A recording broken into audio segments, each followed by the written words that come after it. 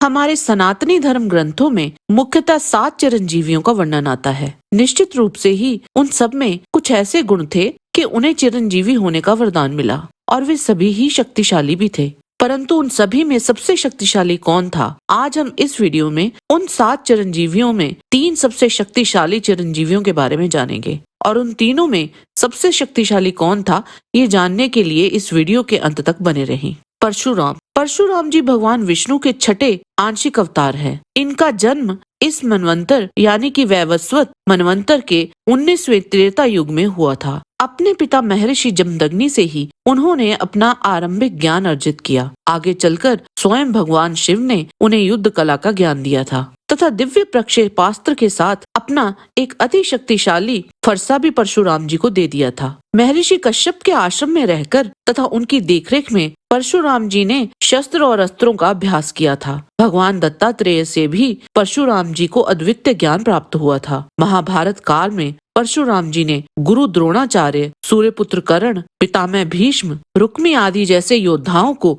शिक्षा दी थी। कार्तवीर्य अर्जुन, जिसने दत्तात्रेय जी से वर प्राप्त कर समस्त ब्रह्मांड पर विजय पाली थी, रावण जैसे शक्तिशाली राक्षस को पराजित किया था। उन कार्तवीर्य अर्जुन को पराजित कर परशुराम जी ने उनका वध कर दिया था। त्रेता से लेकर द्वापर तक उन्होंने कई अन्य युद्ध लड़े और उनमें विजयी रहे। बस एक पितामह भीष्म को वे पराजित करने में असफल रहे थे और उस युद्ध में उनकी असफलता के अपने कुछ कारण थे।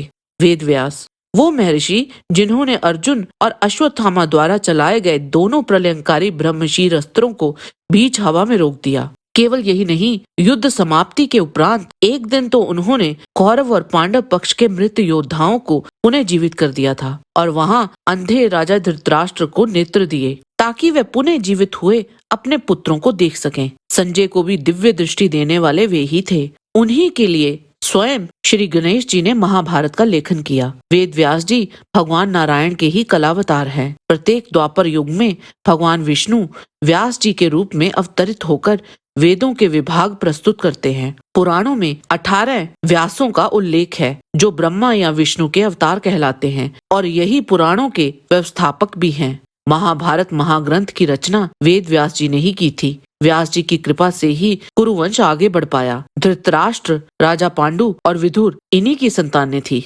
वेद व्यास जी भूतकाल और भविष्य काल दोनों ही देखने में सक्षम थे। व्यास जी के वरदान से ही गांधारी को 100 पुत्र प्राप्त हुए थे। ऐसी कोई विद्या नहीं थी जिसका ज्ञान उन्हें ना हो। अभी के मनवंतर यानी कि वैवस्वत मनवंतर में द्वैपायन जी व्यास हैं और 8वें मनवंतर में वे सप्त ऋषियों में से एक होंगे। बजरंग बली, हनुमान जी ऊर्जा के प्रतीक माने जाते हैं। इनकी आराधना से बल, कीर्ति, आरोग्य और निर्भीकता बढ़ती है। हनुमान जी कालजयी व चिरंजीव देवता है। हनुमान चरित्र या नाम स्मरण ही जगत के लिए संकट मोचन का उचित मार्ग माना गया है। अगस्त्य संहिता के अनुसार कार्तिक कृष्ण पक्ष की चतुर्दशी तिथि मंगलवार को स्वाति मेष लगन में भगवान शिव स्वयं श्री हनुमान जी के रूप में माता अंजनी के गर्भ से प्रकट हुए थे। वे स्वयं भगवान शिव ही हैं। इसीलिए ही उनके बल और पराक्रम को मापना असंभव है। वाल्मीकि रामायण का सुंदर कांड संपूर्ण रूप से हनुमान जी को ही समर्पित है और एक एक सर्ग उनके द्वारा दिखाए गए पराक्रम से भरा पड़ा है।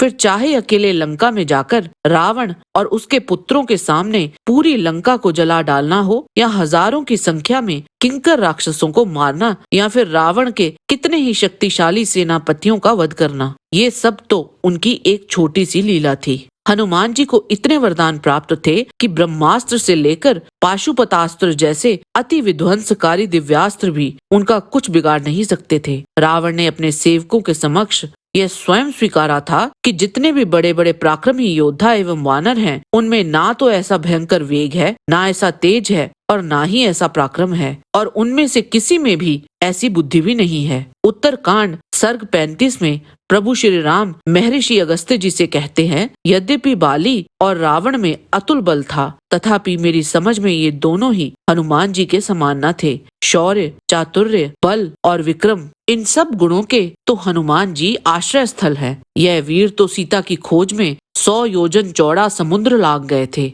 वहां अकेले ही रावण के पुत्र सहित कितने सेनापतियों को मार डाला। ब्रह्मास्त्र के बंधन से छूटकर रावण का तिरस्कार कर संपूर्ण लंका को फूंक डाला था। युद्ध भूमि में हनुमान जी ने जैसे जैसे कार्य किए वैसे ना तो इंद्र, ना कुबेर और ना ही कोई अन्य देवता ही कर सकते हैं। मैंने तो इन्हीं के भुजाबल से लंका को जीतकर सीता को पाया है। जय श्री राम, जय बजरंगबली। आज के वीडियो में बस इतना ही। आशा करते हैं कि आपको हमारा ये वीडियो पसंद आया होगा। कृपया इसे लाइक और शेयर अवश्य करें। किसी भी प्रकार की त्रुटि के लिए आप सबसे क्षमा याचना करते हुए आपसे निवेदन है कि प्रेम पूर्वक परम पिता परमात्मा को मन में धारण करें और बोलें, वैदिक सनातन धर्म की सदा ही जय।